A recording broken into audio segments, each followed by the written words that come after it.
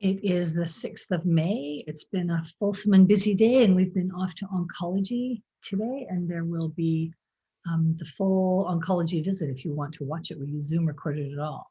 But Arta said she would like to do 5 things she learned today. Yes. 5 things I learned at the visit today. One is I can no longer keep track of information in my head, hold it there, type it out, and hold the next bits of information. I've kind of had to regress to being just an ordinary, normal person who can just do one of those things and not all 3 at the same time. So I left my helpers there who can still do the spectacular things with their mind, go at this. And I came in just to learn from Dr. Parimi. He has a first name. Sunil Parimi. What I can from what he knows now. So he came in with a whole page of notes and 1 hour late. That was a little hard on me because if I'm left in a room like that for an hour, I just fall asleep, and I find it very hard to wake up after I've had that good long nap. So I was fighting staying awake, but that didn't work out very well. Doesn't matter. Here's what I learned. He said I have some options. One of them is an easy option, one is a medium option, and one's a hard option. If we do chemotherapy. Yes. He reminded me that I already know from appointments with other people that what I have is not curable, and that his addition to what I already know is that if we bring in treating this, then it's only going to exacerbate the peripheral neuropathy, which means those symptoms are going to go up while the other symptoms go down. He said, I have surely more than, in his mind, more than a few weeks to live. He said, gout? Did he say something about gout? No, I don't think so. Anyway, he came right up to me and asked me how I am and will my feelings be hurt if he uses certain words. Like, what words are off limits? What words can he not use? Like incurable. That was one word. Yes. Would that hurt? I told him no, I thought it would be okay. The only words the women could come up with was they didn't think he should use the word ensure, Ensure, the product, the drinkable product that is hardly drinkable at all. Anyway, or nasogastric tube. She doesn't want to hear that word. So he wanted to know how my feelings are going. I told him my feelings are going good. He said in his mind, we should think about how to live longer and how to live better. That sounded good to me. He said he can give me 3 chemo options. At the end of the day, they'll have differential, they'll have differential supports. For example, one will be short and one will be medium and one will be long, but they will just be a difference of a few weeks.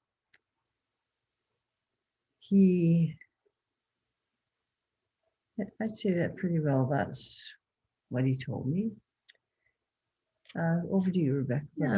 Other things. So there's reading material that he'll send over, sheets that we can learn from to learn about all the different methods.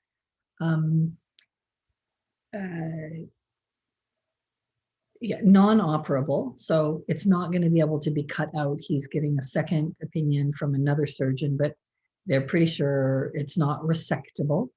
The chemotherapy, the one option that is possible for Arta is a very mild chemo and she wouldn't lose her hair, but she would have fatigue. She could have diarrhea, nausea, loss of appetite, um, maybe some peripheral neuropathy, maybe some blood clots. And all it would do is it might slow down the progress of the tumor and give maybe from a few weeks to a few months additional to whatever diagnosis there is. What is the amount of time? That's the question we wanted to know that they always have difficulty with. And the numbers he gave us with no treatment, what they tell patients is something like 3 to 6 months. But he also told us that that average of 3 to 6 months includes all the people with pancreatic cancer, where it moves from their pancreas through the rest of their body. So into their bones, into their liver, into their brain, into their lungs. But it looks like with Arta's cancer, it's concentrated in one place. So yes, it's big, but it's localized. It's not spread through her body. And so because it's localized, it might be that she will have time on the longer end of this spectrum, because the big worry is precisely what already happened. So the blockage is the thing where the big crisis event is, and she's hit the blockage place and she's got the stent. So he told us he didn't really, and you guys can watch it and see if you think the same thing we think, but he didn't want to leave us with like false hope. But he also suggested that if the cancer is going slow, then there may be more time rather than less time, and time to really think about how to make that time valuable and profitable. We will know in 3 weeks, he's going to come back and we will go back and see him again, or we'll phone in and Zoom with him. He will order another scan so they can compare the first 2 scans with the third one to see if there's any movement happening or if it's kind of staying where it is in a slow rate. So if it's not moving fast and it's localized and not spreading, then that can allow Arta to think about slightly longer time. Nobody knows how long. But when Catherine pointed out that Arta thought it was a number of weeks, he kind of like rolled his eyes at her. So we're past the crisis emergency of the blockage. And we got like an hour and 15 minutes of time with him, lots of conversation. He asked lots of questions in order to figure out what kinds of oncology possibilities could be offered to her. And we go tomorrow to see, our appointment got moved up for the pain symptom management people. So we go see them tomorrow as well. So we're Arta's being really well taken care of. She does have that cough in her lungs. We could make her cough on demand, but then you would all just get nervous. He listened to that, said he thinks stay away from antibiotics right now, just leave it alone and let her body seems to be taking care of things okay. He liked the fact that it was a high energy interview with 2 doctors and a patient helper. He thought that was really cool.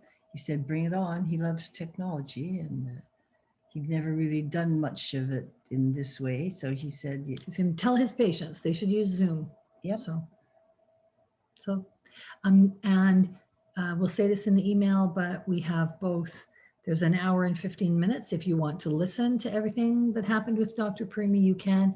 And then someone else came in to see if Arta wanted to be in a study where they could figure out enzymes, and the only harmful risk for her is that someone would have to collect like a fecal sample. But I think it's awesome because Catherine's here. Catherine can collect that fecal sample. And I can give it. And Arta can give it. Gives a little strength. Well, how do you like the beautiful bouquet of flowers in the background? It came from Kim Burrows from her garden. So they're not cut flowers? No, just taken out of Kim's garden.